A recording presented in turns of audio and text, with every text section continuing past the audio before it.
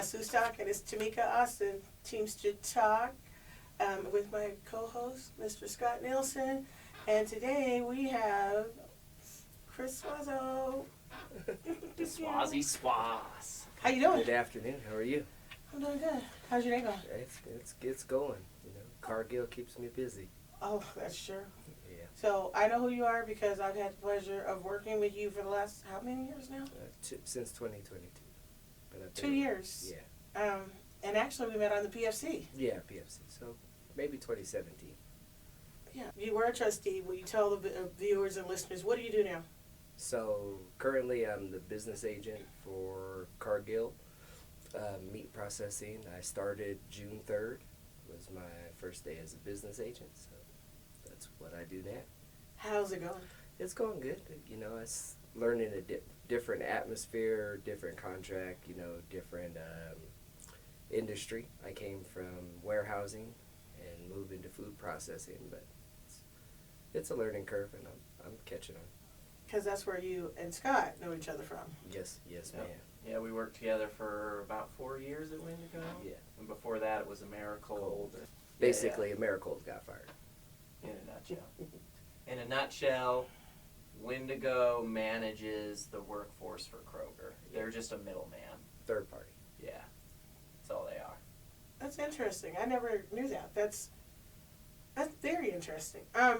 So how do you like being out there? Because I've been out there a couple times. Fort Morgan is a unique city. Yeah, it's got the small town vibe, but we got a tremendous amount of members out there. We have Western Sugar, you know, Cargill, and then JBS is also out north, but that's more of Greeley area. But, you know, it's well over 2,000 members. So what made you decide to go from member to steward? Let's start with that transition first.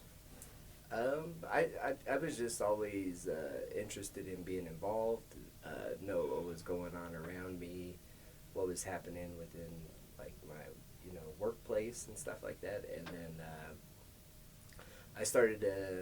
One of my friends and mentors was a steward, and I started seeing what he was doing and how he was involved. That was Marcus Anderson, and then he kind of just showed me the ropes, and so I seen a posting for steward sign up, and that's what happened. So you went from, now we've talked about you going from member to steward. Now we're going to talk about your newest transition from steward to business agent, even though it's been a short amount of time. Trustee or? Oh no, we should talk about that. Okay, how about steward to trustee? I just became very involved in the local. I tried to volunteer when I could, show up to all the events. Just get to know everybody that was here, full time.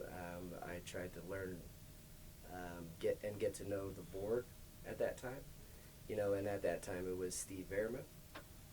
And then, they just noticed a lot of hard work that I was putting in, and they asked me if I was interested in an opening that was left by Jake, and I said absolutely. So I have a question because I've talked to a couple of trustees today, two previous trustees and myself. Did you get the "you're in trouble, they scared you" invitation, or did they just bring you in and ask? I actually I needed to be at this membership meeting no matter what. So they actually, Tammy got me excused from work because they were forcing us at that time. And so I came to work, and they did surprise me during the membership meeting. I remember that. Cool. Yeah. How did you like being a trustee? I'm going to answer for you. You loved it. Yes, I did. It was, and I think I'm going to miss it. I think being in that room with everybody, that the board is like a pretty tight-knit group, and just being involved in those decisions and getting to, learn the joint council and a lot of the educational things that, was part of that opportunity, was extremely special, and I'll miss it for sure. So then let's talk about your transition now from trustee to now business agent. Well, I kind of still have those trustee lenses on, so really try to pay attention to the small stuff like the receipts and, stuff like that. But I guess I got to get into new habits, right? Like checking emails, returning phone calls as quickly as possible, and then also communicating with the company, as well as communicating back at home, as well. So it's a learning curve. I'm still trying to figure it out. Different, yeah. It's a different juggling act for sure. So you like it? Yeah, I do. I do like it a lot. How are the members out there? Because they're so diverse. Yeah, it's a diverse group. Wish I was bilingual, but it's a lot to learn. I think it's trying to figure out, like, they have a lot of different jobs. They have like harvest, fabrication, where they package the meat, and then where they ship the meat. There's a lot of different areas, and they're also their plant lingo for, like, moving jobs, and their pay structures. All that stuff is it's different. Well, you got a good group out there. You still have Corey to work with. You have Mario and Kevin. So you guys have a good group out there. And then you're not, like, you guys got your own hall out there. You got these three. They're nice offices, by the way. Yeah, they're nice. Everybody's been really helpful. I think Corey's helped. Mario has been extremely helpful. That's who I've spent most of my time with. And Kevin, he's been there as well. So spent a few days with him. So it's nice to see, like, how Corey looked at things, how Mario does, and then Kevin, and then it's nice to figure out my own path and how I want to take care of those things. Just take a little bit from everybody and use what works for me. That's pretty cool. So far, what's the best part about being a business agent? I think the best part for me is just being out there. One of the requirements I was told is I need to be at that plant. So I try to focus on making sure I'm out there and getting to learn a lot of those members and how that works. I think that's been the best part so far. Just being in this big family too, for sure. Every staff meeting, everybody's been extremely supportive. I've had a lot of early phone calls and late phone calls from people encouraging me and just letting me know that I can call them anytime. And I think that part has really stuck out to me. Like how much everybody cares about me and how much they want to see me succeed. It's been different than anywhere else in my life, for sure.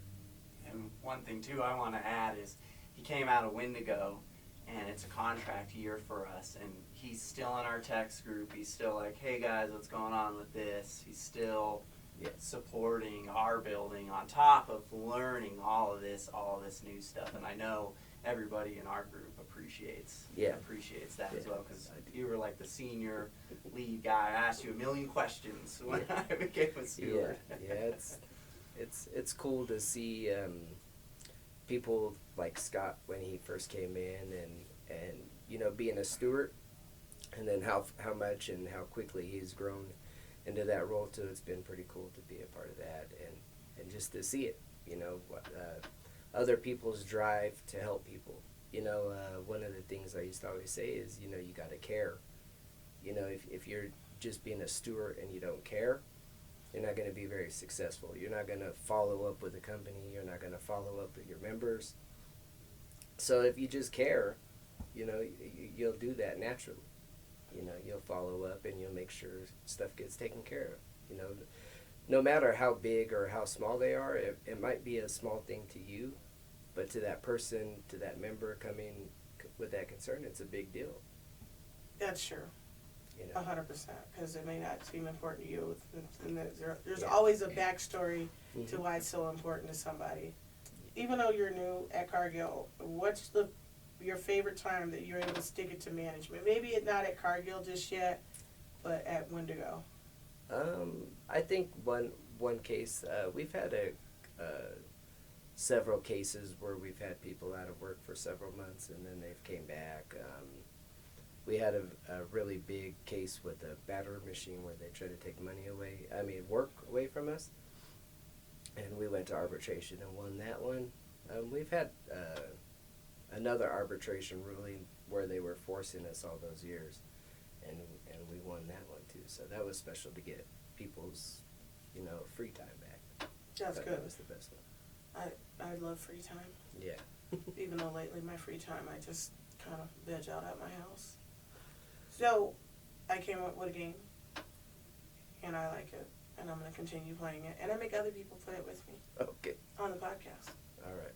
So it's called Then, Now, and Next.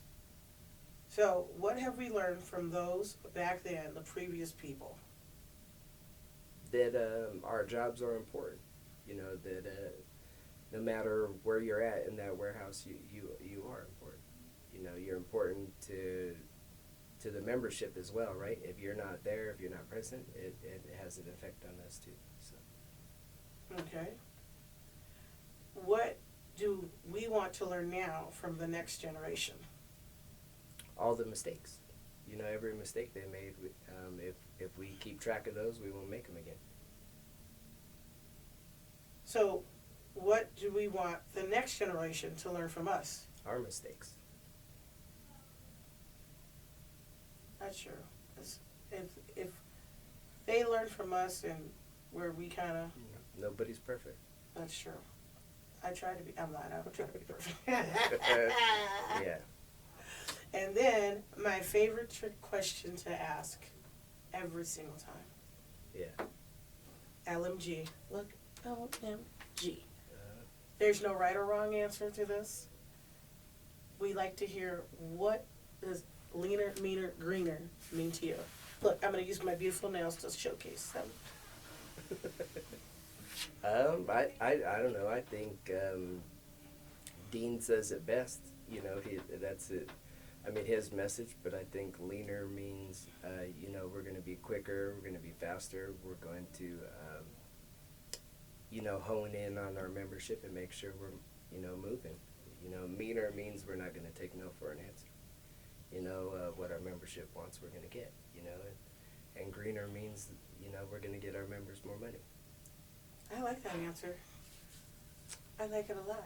Yeah. I think if you're not a part of the 1%, it is in your best interest to be interested in unions. And I'm not just saying that.